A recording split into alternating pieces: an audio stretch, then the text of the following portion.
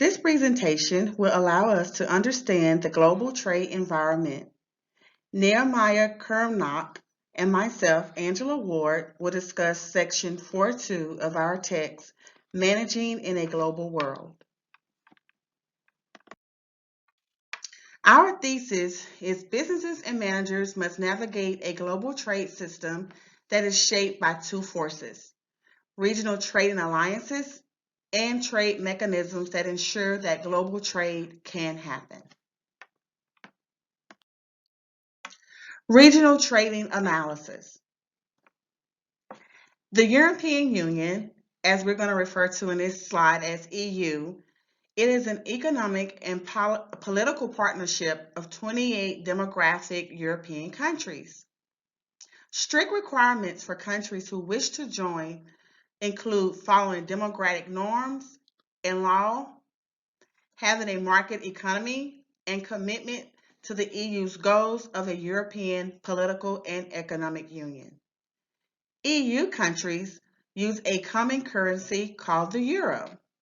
A common political and economic system has made Europe a major trading partner and buyer of goods and services.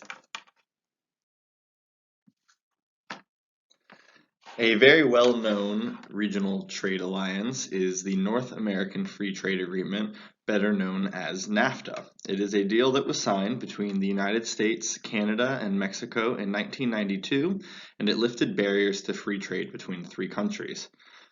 Under NAFTA, all three countries saw economic gain and created a power economic bloc that was even expanded to multiple Central and South American nations.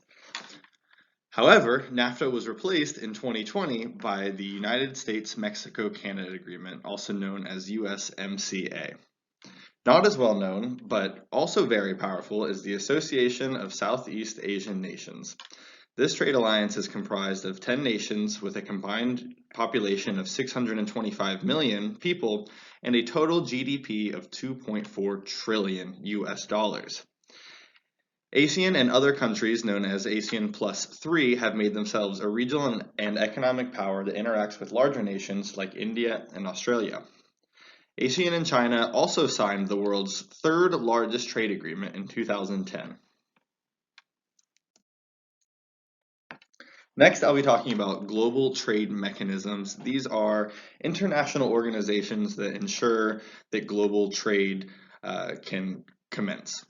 One of the most famous ones is the World Trade Organization, known as the WTO. It is a 161 member organization that regulates trade rules and agreements across the world, and it has been in effect in some form since World War II. The IMF and the World Bank are two international economic organizations that promote economic activity through policy advising, short-term loans, and technical assistance for countries to navigate global trade.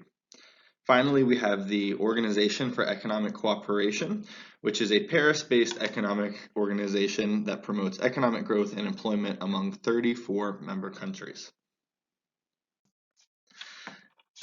Now, it's appropriate to ask this question at the end of our presentation. Go for it. What are the benefits of countries forming trade organizations and signing trade agreements?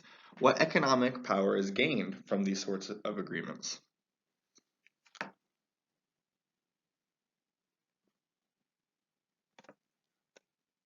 Thank you for listening to our presentation. We hope that you have learned something today. Thank you so much.